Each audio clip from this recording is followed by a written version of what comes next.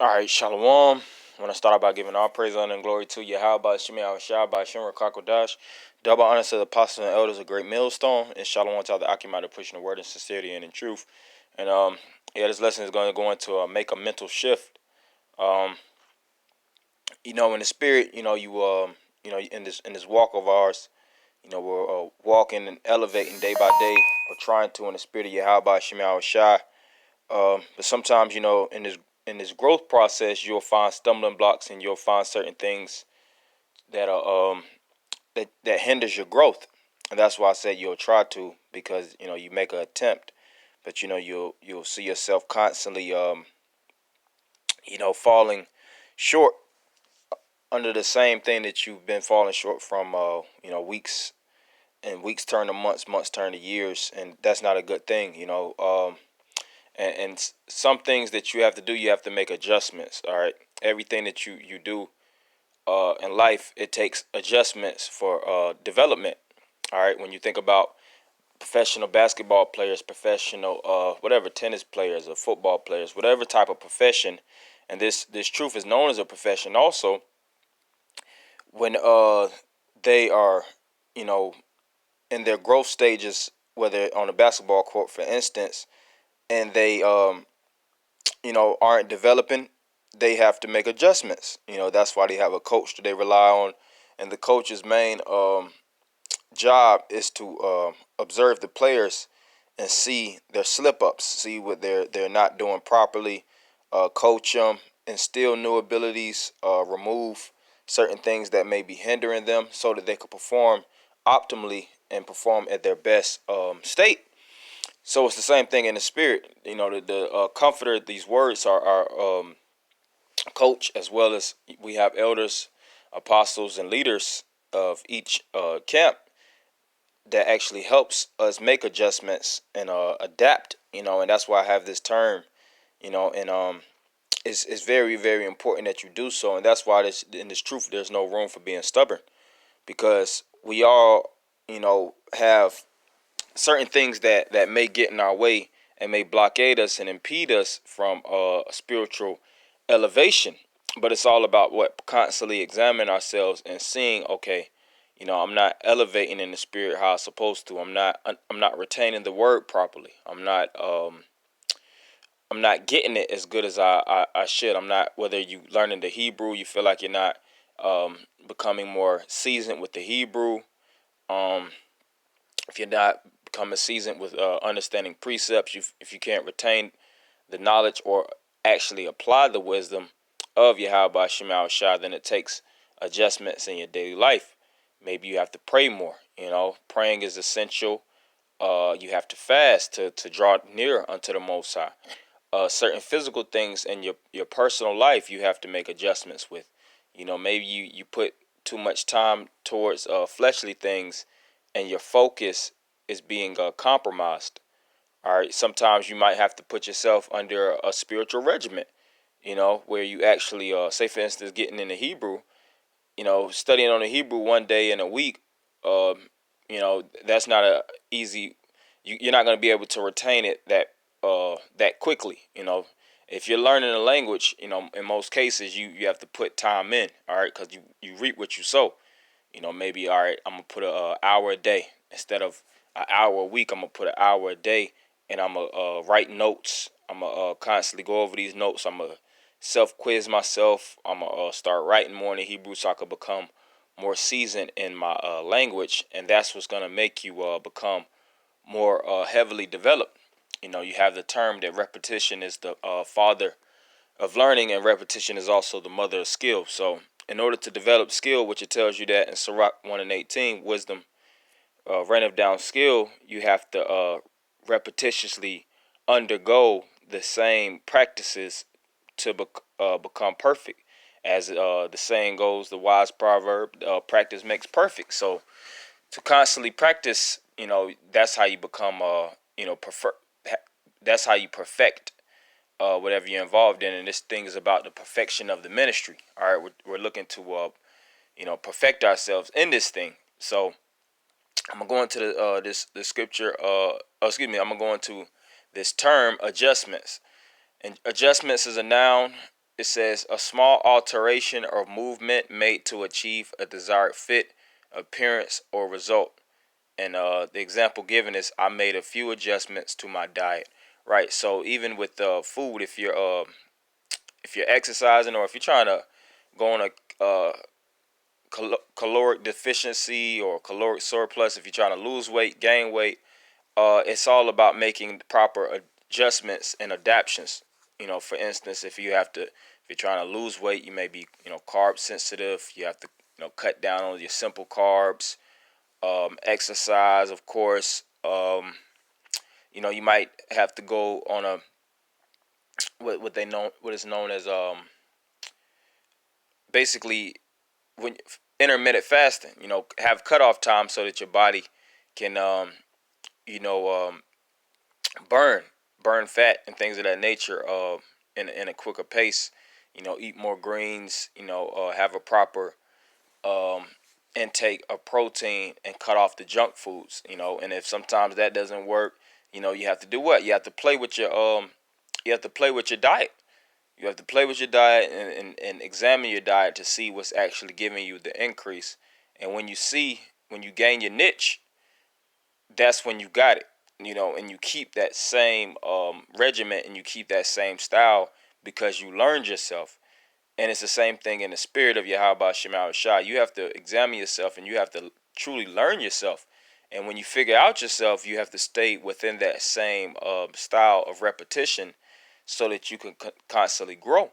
And even in this truth, it's times where you may plateau. You know, from constantly following the same regimen and your body naturally, so-called adapts. But that's when you have to have a higher intake, because when you plateau in exercising, you have to change up. You might have to work out a little bit longer. You might have to put more reps in, heavier weights, uh, whatever mods that you may put in on your body, modifications so that you can actually have a better or more season increase. And the synonyms is adaptation, accommodation, reconciliation. Oh, these are spiritual because in order to reconcile with the Lord, you have to make adaptations and adjustments. You have to remove certain carnal things out of your life so that you can become more spiritually inclined to reconcile unto the Lord. Habit, habituation or habituation, like to actually have a habit, because sometimes you have good habits and negative habits, and those bad habits can supersede or eclipse your good habits. So the thing is, when you have bad habit, which the term habit goes back into habitat, which that which lives within. All right, if it's some things that's living within, it may be pulling or draining you out in the spirit, and it's actually in turn pulling you away from your growth. So what you have to do is look deep within inside and cut off the bad nature. Cut off the weeds and the thorns and briars that's growing internally, so that you can actually renew your spirit. So that you can actually grow by and by properly. It says familiarization, like I said is earlier, examine yourself. Acculturation, naturalization, assimilation, harmonization, settling in, settling down, acclimation. Right. So yeah, it says also harmonization, because you have to find harmony within yourself. Like when you look at individuals that play instruments, they have to find the proper notes in order to play that tune. And when you first learn instruments, you have to know the notes, of course. You have to learn how to read notes. You have certain people that have a natural ability to play an instrument without actually reading and notes per se, so to speak. But you have to know the notes or the keys of whatever instrument you're playing, and you have to get the synchronization and develop from that. All right. So it's the same thing with this truth. This truth is known as a instrument. It's known as a harp, so to speak. It's known as a tune. All right. And in order to play the tune, you have to learn the tune. All right. You have to learn the tune, and you have to adjust with the tune so that you could fully magnify yourself and become in proper sync with the truth. And like I said, it's all about mods, spiritual modifications, which I'm gonna click that term and I'm gonna lightly hit it.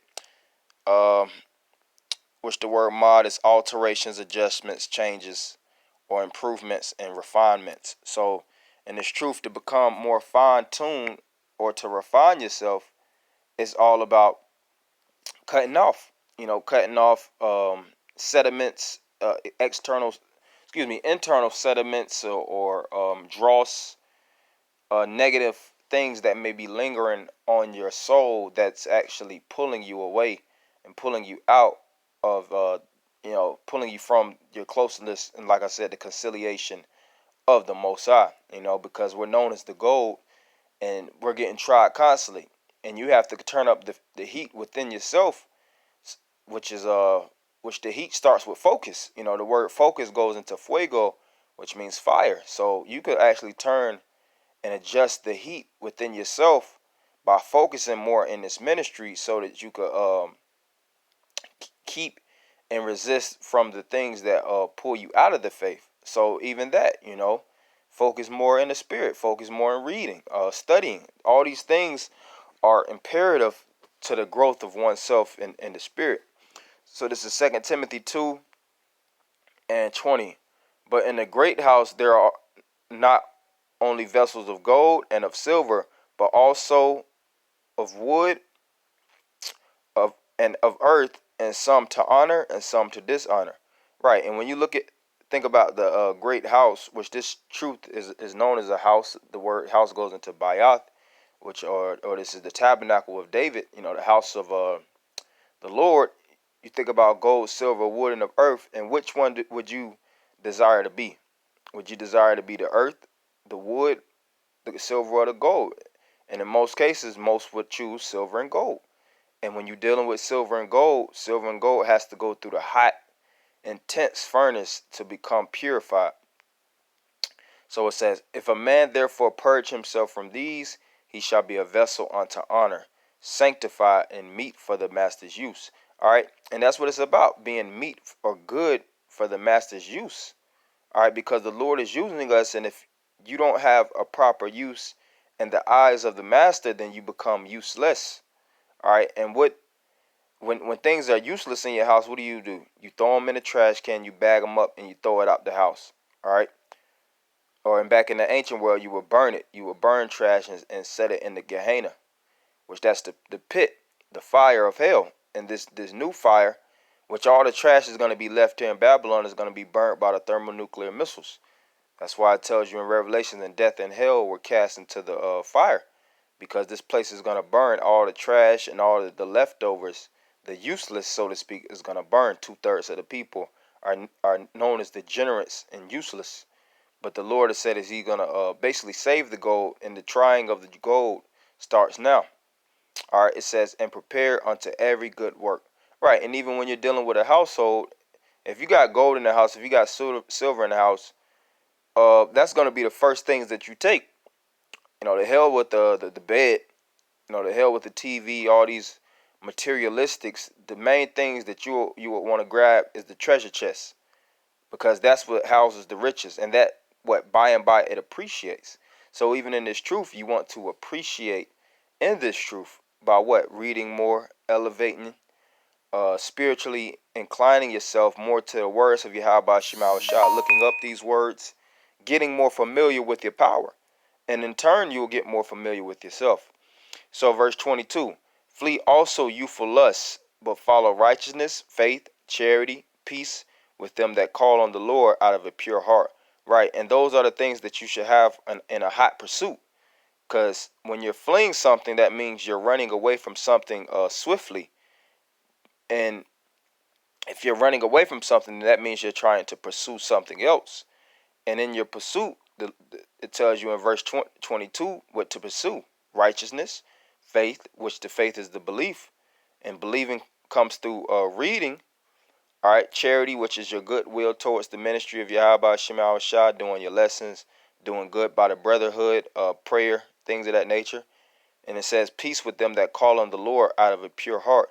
And how do you purify your heart, which is your lob, in the Hebrew, your mind? By taking heed unto the words unto Yahweh Shem Shah, Psalms 119 and 9. So, this is just something I had for, you brothers just to, to stay down, to stay on the path, stay on the narrow, so to speak, and always grow and make shifts and adjustments in your walk so that you become a better and better individual day by day. It tells you that in Psalms 37:37 to mark the perfect man. So we have to look and try to emulate and imitate perfection, you know, and that's what the Lord is looking for. And he's looking for no less. So I want to end it by giving all praise, honor, and glory to Yahweh, Shem Yahweh Shai, by Shem Rakakwadash, double honors to the apostles and elders, a great millstone. Shalom, Akim.